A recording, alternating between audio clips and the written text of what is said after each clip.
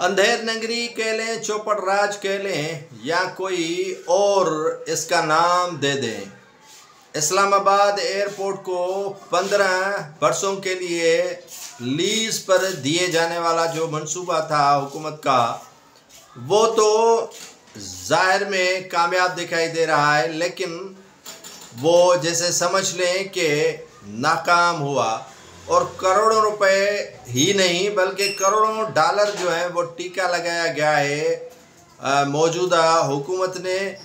और यहाँ पर हुआ क्या है नाजरीन, आपको बताता चलूँ कि जो इस्लामाबाद एयरपोर्ट है उसको 15 साल लीज़ पर दिया गया था। उसमें 2 कंपनीज़ ने हिस्सा लिया था। एक कंपनी थी तुर्कश और दूसरी जो कंपनी थी कंसोलिशन, उसने बोली देनी थी। 2 कंपनीज आई थी शेयर खरीदने ताकि एयरपोर्ट पर जो बाहर की फ़्लाइट्स हैं या यहाँ की जो ऑपरेशन है उसी हवाले से।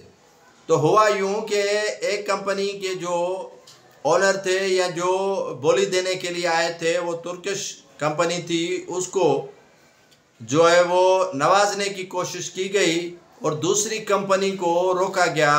वहीं पर सिक्योरिटी एहलकारों ने कहा कि आप कहाँ जाएंगे, किसके पास जाएंगे, क्यों जाएंगे।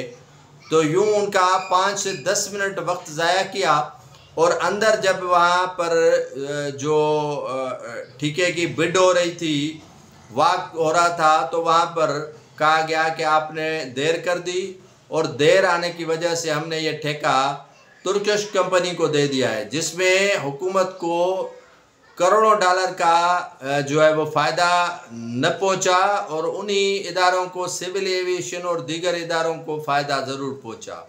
तो ऐसे टीका लगाया गया। यहाँ जो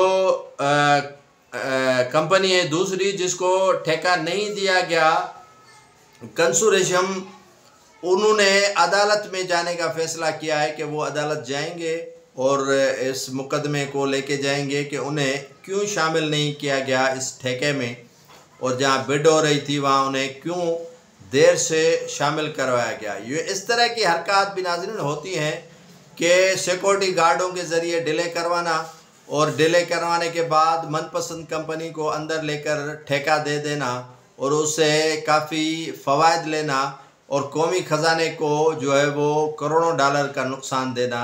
ये है पाकिस्तान के अंदर हमारे इदारों का हाल, और इदारे इस तरह हमें लूट रहे हैं और खा रहे हैं।